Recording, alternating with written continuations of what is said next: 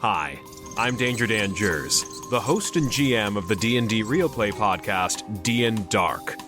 Join us on Wednesdays for an absurd, over-the-top comedy horror adventure, starring some of history's most infamous monsters. I'm Ben Magnet. I play Mary Frankenstein, our barbarian. I am Daniel Cruz. I am playing Imhotep the Mummy, our cleric. I'm Jordan, and I play Larry Talbot, a lycanthropic warlock. I am Grayson, playing Jet Griffin, the Invisible Man, the party's rogue. I am Aaron. I play the Phantom of the Opera, our bard. For more information, go to dndarkpodcast.com and listen to us anywhere you find podcasts.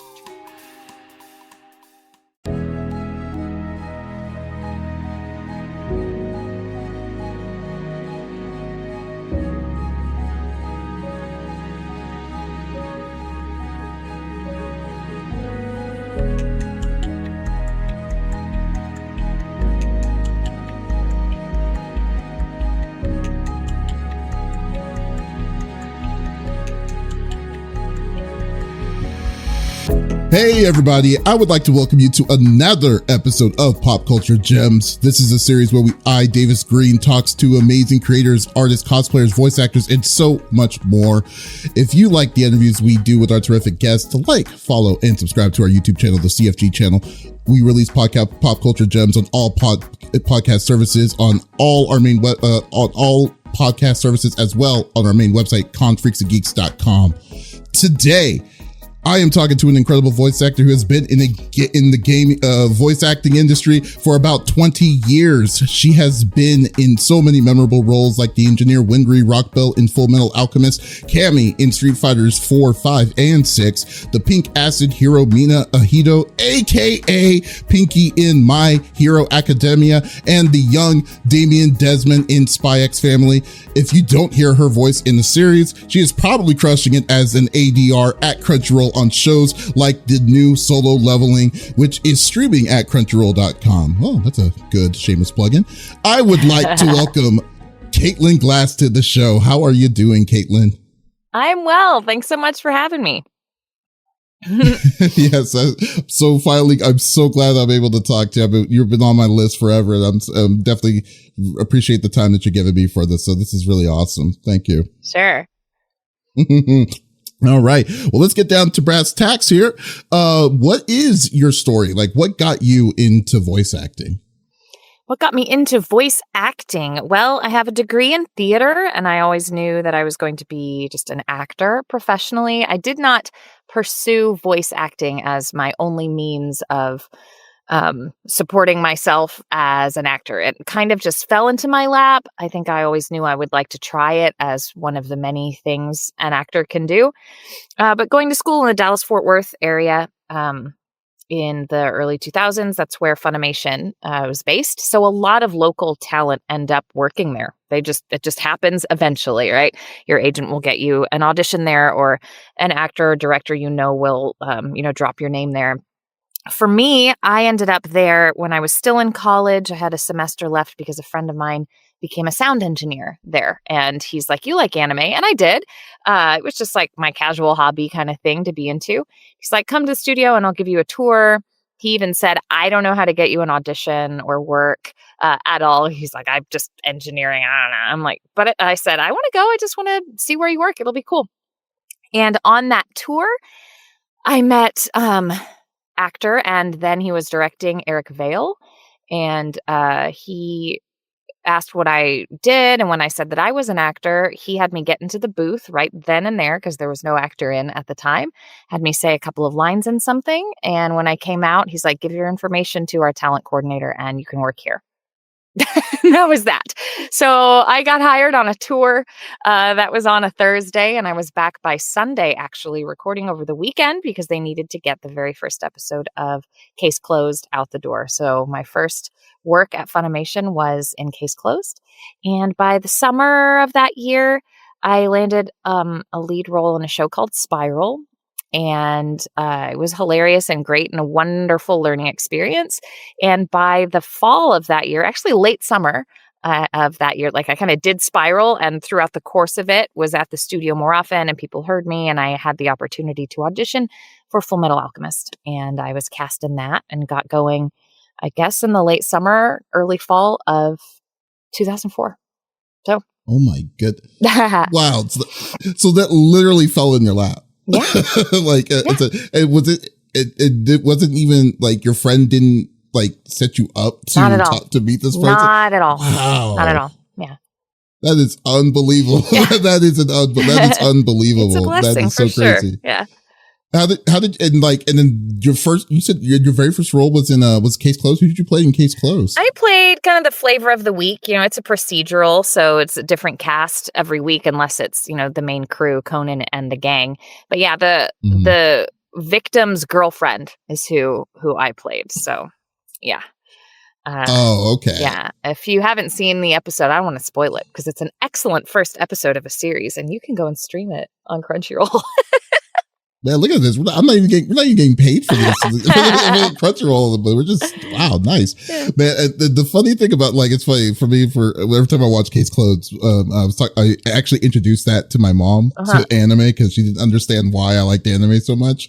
And then she was like, oh, this is Murder, She Wrote. And I'm like, oh my God, you basically just ruined this series for me. Now, every time I look at it, it's always Murder, She Wrote for me.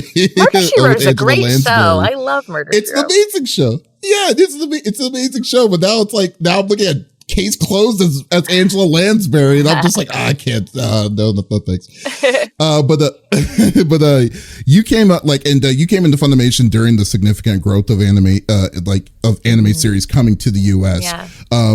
Were you familiar with the anime scene before you started voice acting? With it? Yeah. I wasn't 100% knowing absolutely every anime that had ever come over or even too much about voice actors yet.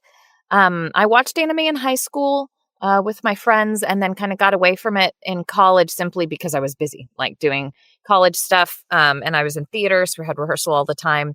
But by the end of my college years, I'd met some friends there who were also into anime. So we kind of started watching anime again. Namely, we would, go to class and do stuff and then go to someone's apartment and watch what was going on in Dragon Ball because it was really good stuff at the time. I think it was the Cell Saga tournament and stuff with Boo and Majin Buu and all that. And then we'd go back because we had rehearsal. So, and the guys I was watching with are my colleagues now. So Sean Gann, fellow ADR director, Anthony Bowling, ADR director, and also actors as well. So it's kind of fun that was our little college upbringing with anime. So I knew that there was a scene and I was reading New Type magazine to know what new shows were coming out. I was not really into illegal downloading, and I'm not just saying that because piracy is bad, and it is. Please don't do that.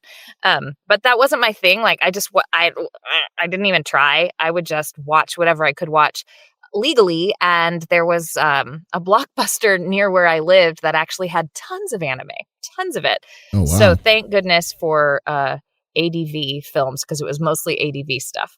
But they had such a massive catalog in the early 2000s. So I was watching a lot of that, and I was watching whatever else was on Toonami at the time. So that's Furikuri and The Big O and Blue Gender and Inuyasha and et cetera. It was that era. Mm-hmm. Yeah, and I'd watch them, and then I'd watch them again and again if they were on.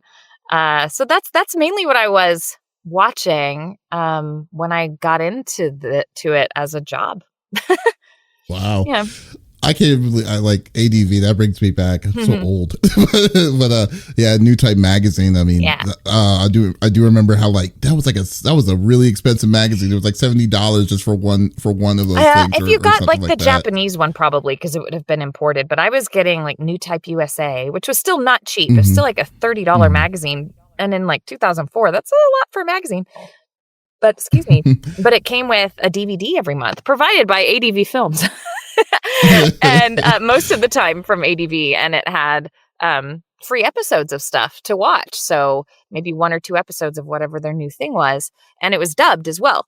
So I thought that was really cool, and I got exposed to a lot of shows. Whether or not I liked them and kept up with them was one thing, but it was just really neat to see what's going on in Japan, see all the really cool art in the magazine, and watch some not free. I paid for it, but get some anime samples, I suppose. Right. Yeah. I mean, and like, I mean, I know like during that time though too, it was like this was still like the infantile stages of the mass expansion of what anime is today. So, I think most of the time during that time, it was like you see a show. Well, unless if it was not on Adult Swim or whatever, Correct. it's like if you get something, then you just got to watch it. You got to check it out. For whatever yourself. there is, so, like you watch that exactly. But you'd read about So something in a magazine, and you're right. If it wasn't the big new show, like Full Metal Alchemist, for example, which at that time was consistently on the cover of New Type magazine. If it wasn't that, or maybe like Gundam Seed or something, it wasn't going to be on TV. So you're just crossing your fingers that in a year or so, you might be able to get to see it, licensed by somebody. Who else was around at the time? Geneon and Pioneer, and then Bandai. ADP, Bandai, and Anime Works, Funimation. So. Oh yeah, and Funimation. Yeah, that place. Yeah, the big one. Yeah, the big one. The big one. Yes, and like prior to all of that, well, not really prior, but you've been doing like a mix of video games, cartoons, and anime for almost 20 years now. Is there like a genre that you like to do more than the other, or are they all kind of like the same to you? They're not the same. They're definitely not the same. It kind of depends on what type of video game you're doing and what role you're cast in that game. So a lot of the games I've done have been localizations of Japanese games. So working on them feels very similar to working on anime. You just don't have a picture to work with a lot of the time. But I feel like unless you're one of the key players, right, like one of the party, it's hard to follow the thread of the story. It can get very convoluted, and because a game, it's linear, but there are choices that you can make as a player, and you can go off this way, you can go off that way, you can go off that way. So recording it is a little bit trickier in your mind because it's not just chronological. It's like chronological up to a point, and then you got to follow this path, and then you got to back it up and go, okay, well, if you hadn't done that, there's this, and all the lines that go with it. It can be really hard and kind of grueling. And like I said, you don't have picture to watch to kind of keep you involved, or a soundtrack. That's what's really cool about dubbing anime, is that you get to see it all first. So everything that you hear from the Japanese actors and everything that you see and hear from the sound design and the music really inspire the performance. That being said, I guess with video games, it's more of a blank slate, and you just are a little bit more creative in that way, though you still will have the Japanese to go off of. I have done some games. Wait, so yeah. Oh, I'm sorry, but like, are you saying like, so like when you're actually in the booth itself on anime? 'Cause I didn't know that y'all actually saw your character. Oh, absolutely, we have at to. the same time. You must it's not just some words on a page. The reason the director is there is to help guide the actors into the right read and performance to fit the animation. So you have to see the animation. The script has been adapted from the translation to match the way the mouths are moving. So it is 100% necessary to see the picture. So we always watch it in Japanese before we record. Not the whole episode start to finish, but you watch the moment that you're working on at the time. Yeah. Oh, okay. I'm sorry, but that was kind of catch you off though. But it's very interesting though. Like, but I mean, I know with gaming itself, you are basically creating a character from the ground up itself. So, yeah, you really can't see yourself, your character up in front of you. But like I said, you're Cammy in a fighting game, and you're doing all just the imagining of all the different kinds of the not just the phrases, but like the attacks, like getting hit, or the little oomph kind of deals. Like how much of that is involved. Is involved. Well, it's all me. It's not someone else. It's not someone else. I do have the Japanese actress as a guide. And that isn't because I need to mimic her performance so much as I need to match her timing, right? Like she would record first. All of the Japanese actors would have recorded first. And so the length of the file, the sound file, the game is built around, the timing of that. So each language needs to match that. As technology has progressed, we've been able to get away from some of that. meaning the English voices can kind of do our own thing, quote unquote, a little bit more. But still, I listen to her, and I am inspired by what she's up to. And in games, though, I will say you usually have a lot more folks involved in crafting your performance. You're there as an actor to perform, but especially with something like Street Fighter, I've got my director there and the engineer there. But then on the line, there's one or two people from Capcom, and then like a client representative who speaks Japanese and English, and they're there to handle any rewriting of the script so that it's all very official if we need to change something to fit. Because with something like Street Fighter that's been around for like 30 years, you have to be very specific. You can't just on a whim go, this doesn't work, we're going to make her say this instead. You need Capcom's approval. So there are a lot of people listening and picking apart what you're up to. And you'll do everything is lumped into similar types of stuff, right? So we'll do cutscenes one day, and then we'll do some of the fighting at the end of the day so I don't get worn out. And the next day we'll do some story, and Cammy will show up in various characters' story. So you got to do, here's Cammy in Chun-Li's story, and here's Cammy in Luke's story, and here's Cammy in etc. Do all those. And when it comes to the fighting, it'll be like, okay, here are 5 or 6 light punch attacks. And I hear the Japanese and I immediately repeat my version, 1 or 2 options for each of the options given to me. So that when you're playing, you're not just hearing the same punch sound every time she throws a light punch or, a hard kick or something. There are multiple ways to hear that noise happen. Yeah. And then, of course, all the famous ones that like Spiral Arrow and Cannon Spike and Cannon Drill and Execute and all of that. Yeah. Wow, man. It sounds like that's a lot more than what you would have to do normally in the gaming side than what you would do for anime. So that's incredible. Jeez, I didn't know there was that much like politics too behind it. So that's really crazy. And I know you're, like I said before, I know you're very busy. But is there something that you like to do that like unwinds you from your normal day-to-day scheduling? If I have the time when I get home, I like to unwind watching Korean dramas. I watch a lot of K-dramas. I started watching them during the pandemic, and I've kept up with that habit, though I'm not as free. I don't have as much free time anymore. I used to be watching like 4 or 5 different ones at a time. Right now, I've just got one. Oh my God. Yeah, just one. So that's it. The main thing I'll do is that I like to go to the theater. I love to go to the symphony. Those are the main things. If I've got the free time and I'm going to go and do, it's that. If I'm free time and I stay at home, it's hang out with my husband and the dogs and K-dramas. It's hilarious. Like my girlfriend also like, oh my God, like try to get me into K-dramas, and I'm just like, I just don't get it. These scenarios are so weird. It's so odd. They're not any weirder than anime. Are you kidding me?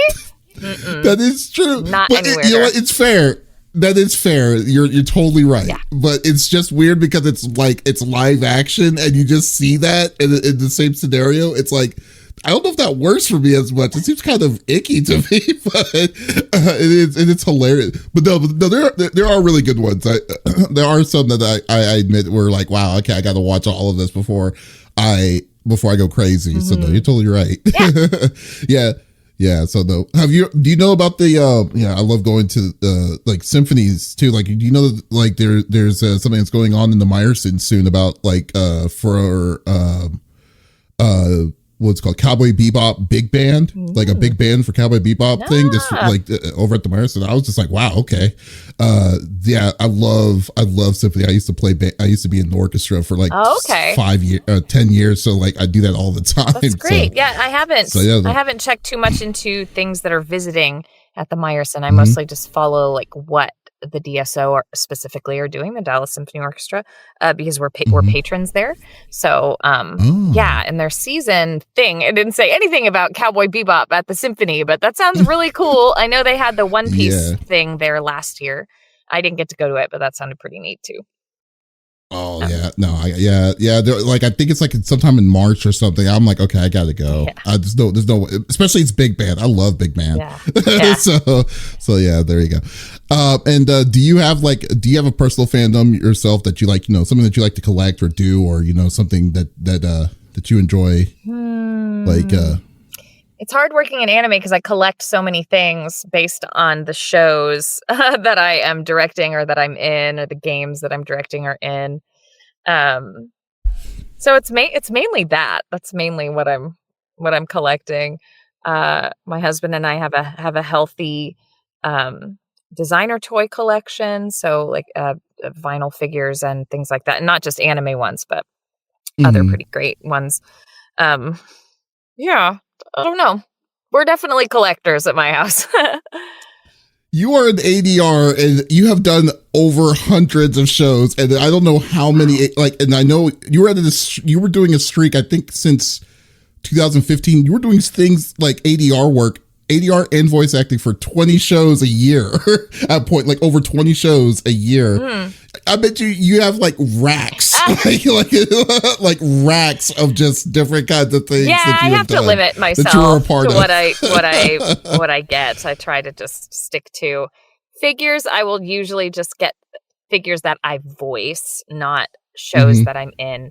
And then I am looking shows that I'm in. I'm typically looking for really cool art or something very special, maybe from Japan, to just keep as a memento from that experience. But yeah, I got a lot of things. I'm just like, okay, you could easily probably fill like 8 rooms of the stuff that you've been, especially like Full Metal Alchemist alone and all like MHA. Oh golly. All right. And when you started your career in voice acting, like you came out strong with series like Detective Conan and Full Metal Alchemist. Like when you initially started, did you imagine this would be the career you wanted to do? No, I didn't. I really thought it was just a gig. It was just something that I would do until I did something else. I had plans for my theatrical life. I wanted to go to graduate school. I wanted to go study abroad and do Shakespeare. But I wasn't planning to do that immediately upon graduation. So I just thought this is a thing to do so I can use my degree and make a living by acting. And then when it's time to go to grad school, I'll do that and whatever. But things just really took off. So I stuck with it, and it went from being like a gig to this is my job. And now 20 years later, it's my career. Yeah. I mean, like, it just feels like it just seems really interesting that, like, especially the way you got introduced into it, and then you just you just improved. You just constantly just got improved and improved from there on, and just started crushing it. Oh, and now you're like you're a big figurehead now at this point. Wild, right? Like, yeah, exactly. It's just it's incredible that like it just all that just from that one opportunity, which is really great. It's really great to hear. And one of the things that I admire about you, like I'm just saying, and not trying to get your big ego, but like there is how multi-talented you are. Like not only do you have like a successful career in voice acting, but you also have established yourself as an audio director in several series. Like, how were you introduced to deciding to become an ADR? I really didn't think of ADR directing as a career similar to voice acting. I'm like, I don't know, I'm just going to do it. It was that I really enjoyed being at Funimation. I liked being around the studio, and I wanted to find a way to be there more, but legitimately. You can only be there as an actor as often as you're cast, and you really just interact with your director and your engineer and whoever you might cross paths with in like a break room. So I just asked my same friend who brought me there on the tour, like, hey, how do you become a director here? Do you think that I would be any good at that? And he pointed me in the direction of Justin Cook, as you know him as Yusuke Urameshi, and right now he's Kirishima in MHA, and he's my boss. And back then he was the boss too. And I just ended up in his office and told him that I was interested. Did he think that I could try it out? How would I train? And he just very easily and simply was like, yeah, you could do it. He just told me that I could. I'm like, oh, okay. So that was not the same as being hired. It was more like being invited and allowed to come and train, which I had to do on my own in my free time. I wasn't paid. It was just come on and learn from the other directors who at the time were all contract as well.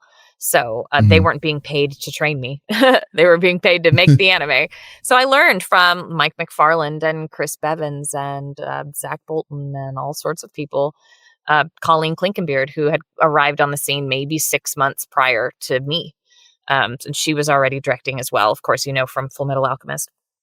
And I trained for I don't even know how long. And then they started asking me to fill in for folks when they would be gone. So I was mostly substituting and assistant directing for a little bit.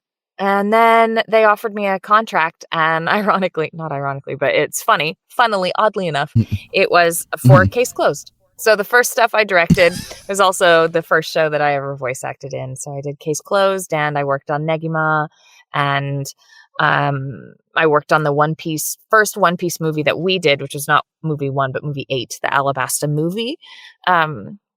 And then they gave me my own other contracts, One Piece. And what else? My first show was in 2007, and it was called Suzuka. And it's a sports romance. And that was my first full show that I did. And maybe I did one other after that before I got more on High School Host Club, which is, pretty epic. So. Wow, very awesome. And so from the time of when you decided to, talk to Justin Cook to get into your ADR role to how established were you doing your voice acting from day to day? Was it a year or was it a long period of time? I started voice acting in early 2004, January 2004, and I was directing by, I want to say, the fall of 2005. So it wasn't even a full 2 years. So, yeah. Wow. Okay, cool. Man, it's just so funny. And also before the holidays, I talked to Marissa Duran and they said nothing but great things about your direction in ADR work in Horimiya and also in Hell's Paradise. And I'm just but then I was thinking to myself, what are some of the challenges of you being in ADR of the series? What do you what are the challenges of the day to day of directing everyone for the series? Yeah, I also want to be clear, I didn't direct Hell's Paradise. That's Mike McFarland, but I did direct Horimiya, both seasons of it. The challenges of an ADR director are namely, there are a lot. You're asking me as on Friday after a week of work, and I'm tired. You're fried. Yeah. So we do a lot. At Crunchyroll, the directors also cast their shows, which is really nice. At other studios that aren't Crunchyroll and then Funimation before us, they have a casting director who does all of that. So I think it's really great to be the one who's going to be working with the actors and getting to choose who you're working with and really craft the ensemble that way. So that's job number 1 is casting. The other challenge is, it's all a collaborative thing. I really don't feel that any ADR director should take full responsibility for the way the show sounds, because before I even get started, there's a writing team who's probably even watched it before I've had a chance to watch it. They've adapted the translation into the script that we work with, and then I get it. So the main challenge is communicating with all of the teams to make the finished product the best it can be. So I need to communicate with the writers as we're going along and let them know these are the types of changes that I'm having to make on the fly. These are the adjustments that you could be making in the next episode before I get the script so that it works more easily for me. There are challenges in regards to stuff that could be lost in translation. The Japanese really love their wordplay jokes, so making things like that make sense, or any sort of cultural stuff that to a Japanese person is immediately understood, but to us is less understood or not understood at all. And figuring out how do we make that work? And then the biggest, I guess, challenge to all of that work is the time constraints, really. because we have a very hungry audience out there that wants their anime and they want it now. One thing that was really nice about the early 2000s is, like you said, everyone was just so happy to get whatever they got. They're like, oh, this is great. Let me consume this.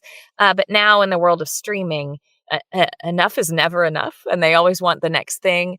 And we're also trying to combat piracy. And the best way to do that is to put things out in the simulcast way. So it's at least there in Japanese at the same time, in Japanese with subtitles here at the same time as it is in Japan. And then we've got to dub out within 2 weeks, 2 to 3 weeks. And sometimes we can do it at the same day as Japan. It just depends on materials and, they're under time constraints as well. So that's the hardest thing.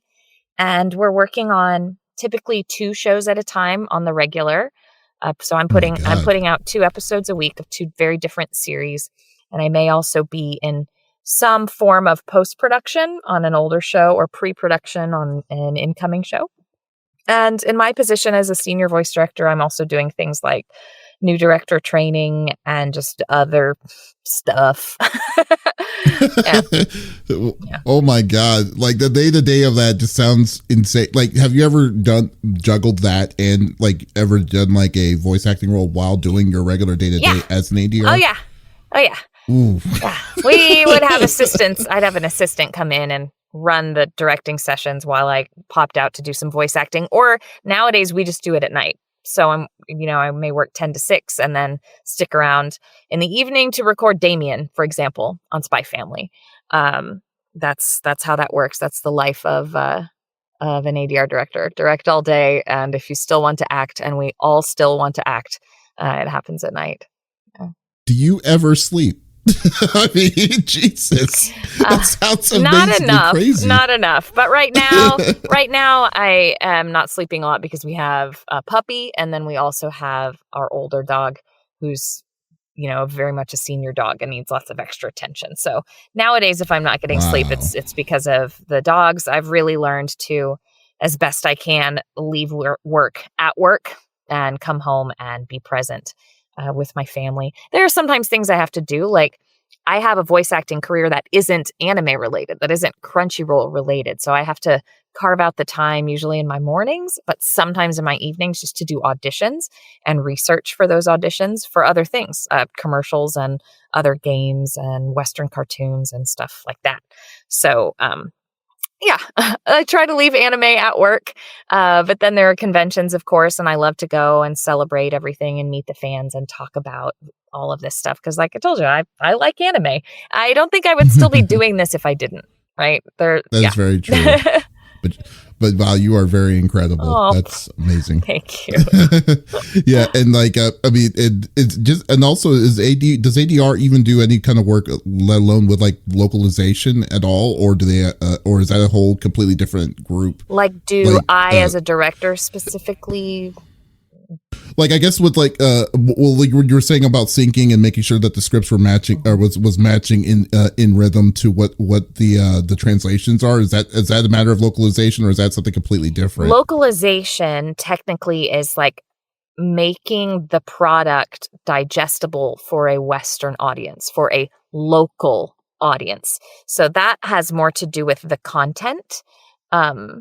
And I suppose the adaptation, literally, of the language, not it doesn't speak to the timing of things or how an actor performs, I guess, or how I have them adjust their performance. I'm not thinking of. I don't know how to explain it. I don't think about localizing. I guess that isn't on my brain. That's on the brains of people who are steps before me, like before it comes to my booth. It doesn't mean I don't think about the audience, but I recognize that my audience are English speaking or want to be, and they consume their media via a dub. And it's my job to make it seem as though this cartoon was produced in English in the first place. That's what I want. Like, that's how smooth and seamless I want it to be. That's why I say the tricky stuff is like things that might be lost in translation or things that are extremely cultural. How do we present them just through the language in a way that makes sense to the audience? Because we can't alter the animation in any way at all. Right. Okay. And you've said in your Instagram, one of your Instagram posts, that the series, the new series that's out right now, Solo Leveling, may be like the most ambitious thing you have ever worked on. Why is that? I think the hype, because of the hype involved, and it is worthy of it. I'll tell you what. To be at the head of that is not something I take lightly, and I'm very serious about it, but also very excited. And I've been working a long time to have a project of this size and of this nature. And, it's this established IP that's very beloved around the world. And I recognize that, and I want to do it justice. And I've read it, and I think that it's just so spectacular and so groundbreaking when it arrived on the scene. And, I've had my hands on some other pretty high profile things over the years. Like I directed some of Full Metal Alchemist Brotherhood. I directed all of Fruits Basket, the reboot, 3 seasons in a movie. But I feel like those things came to me, someone had already set them up, like Fruits Basket already had a cast, and I just had to fill in some blanks. And same with Full Metal Alchemist. It was like Mike and Colleen built the thing, and then I just had to kind of carry it along. Solo Leveling to me feels more, I don't know, I'm feeling the work that I'm doing. That makes sense. But I'm also really loving the work that I'm doing. And I can't wait for everyone to hear it, by the way. Right now, it is just streaming in Japanese. So stay tuned for an exact date on when the dub will be available. But you're going to like it. Yeah. You're going to like it. Yeah. I'm definitely looking forward to it. I watched the first episode last week on Crunchyroll. Another shameless plug on Crunchyroll. and I was like, wow, okay. Cause for me, I'm very impatient. So like usually when I saw the first episode, I'm like, wow, this was a very good first episode. Let me see how's the rest of the series like? So I started reading it, and I was like, oh my god, it's so good. It's so good. Insane. Yeah. And so I am looking forward to seeing that animation into and what's amazing to me is that, now correct me if I'm wrong, is this a webtoon or was this? It was a manhwa, a manhwa and a webtoon, and a light novel, all of the above. So it was a novel. Wow. And then the novel was given, manhwa form, and it was, of course, online as a web comic, and you can also buy it in physical copies of it as well. Though in English, the whole story hasn't been released as physical books, but it has been released in English on. I think it's just the Webtoon app or one of those where you pay for chapters.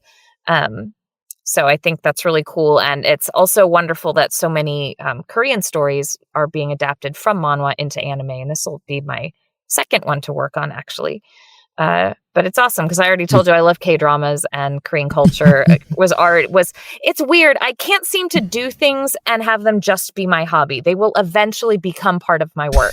So K-dramas and K-pop were like, hey, let's have this hobby. And now I'm like, hey, Korean language is really interesting. Let me start studying that. And then now Korean stuff starts showing up at Crunchyroll. And I'm like, I'm interested in it, of course, because it's my hobby and my interest otherwise. And, now it's my job. But it's been great. I hope it doesn't spoil it for you. Like if it's like once this becomes your job, you're like, what, I'm kind of over it or anything. No, I hope you still enjoy. I don't think so. It's nice. It's nice having insight into the culture because it's been my hobby and I've been studying the language and the culture for a bit, and it's nice. Getting the exposure to it at work is pretty cool. So. Yeah, that's great. And I know, like I've said earlier in the interview, like you've been the voice of Cammy since Street Fighter 4. For the longest of time, I assumed that they chose someone from the UK to do the voice. I didn't even know until I was like, what? She was a part of that? It's like, cool. Yes. Like when you read the role for Cammy, I mean, I would love to know, like, did you just bring like an authentic British accent, or they were apparently, like, she's apparently I did. Wow. I auditioned with the accent. Yes, the accent was a requirement for the audition. I read for the part honestly thinking that I would not get it because, like you, I thought they'll just cast a real British person because I knew the directors and I knew that it was all being done in Los Angeles and like they have access to British actors. Surely some other person is going to nail this, but they sent it to me, so I will read. And I booked it anyway. So I'm so grateful. But yes, I do that as a very high compliment. Thank you. I do hear that a lot when people come up to the tables at conventions and they're there to have me sign their game or their arcade stick or something like that. And I start talking and they're like, "You're not British." And I'm like, "Oh, sorry." And I'll put on the voice for him because like, "You're a Cammy fan, so let me just, do it for you and not ruin." Did you train at all in any way on this role, like for it, or like did it just come natural to you? Train for it to do the role. A lot of actors just work on an accent throughout their time. Many accents, and then if you're a voice actor, even more so. So yes, I'd used the British accent on the stage before and had studied dialects in various classes and things along the way. And then some people just have a knack for it. And sometimes they just have a knack for particular accents, not all accents. So I don't know how long I'd been doing a British accent, but that was maybe my first time to do it professionally and be paid for it. So that's pretty great. That's pretty great that Cammy is what did it. Yeah. Well, maybe I'm on the outside of this because it's very, I feel that it's very rare for someone with a like American to go and have a British accent and get a role for a British role. Because usually you see it the other way around. You see a lot of British accents, all the time. I'm just like, wow, okay. So it is possible, just incredibly rare. So, I love it though. No, I love, have you played yourself in any of the Street Fighters, like 4, 5, or 6? I played 4 a lot, obviously, because it was the first one and it was so cool to be in it. So I played the multiple versions of 4. I'm also DiCapri. So when she came along in like 4 Ultra, I think, or Ultimate, that's pretty fun to be in scenes with myself and fighting against myself. I played 5 and I haven't played 6 a lot, which is unfortunate because I know it's like really awesome, but I just don't have any time. I've played it at the arcade, actually. Like we have a few of those free play arcades and stuff here in Dallas, if you don't know about them. And so I think that was the first place, actually. They had a PS5 set up instead of all these arcade machines and pinball machines, but then they knew like people are going to want to play the new Street Fighter, so here it is, like the PS5 and a TV on the wall. I'm like, heck yeah. So that was my first exposure to actually playing the new one. That's cool. Isn't DiCapri Russian? She is. Okay, so did you have a Russian accent too for DiCapri? Yeah, of course I did. Oh my goodness. Wow. Okay. Well, multi-talented. There you go. But anyways, sorry on the sour note on that, Caitlin. But it's all good. But Caitlin, thank you so much for geeking out. It was really awesome talking to you. I really loved, thank you I know with your hectic schedule, I really appreciate it. It's really awesome. Absolutely. That we got in touch. And folks, you could, if you like the interview that we've done with Caitlin, like this one, you can also check it out on any podcast services out there. We're on Apple, Google Play, everywhere. Or just go to our main website, confreaksandgeeks.com, to check out the full library of other awesome interviews like this one. So this is Davis signing out. Y'all, take it easy.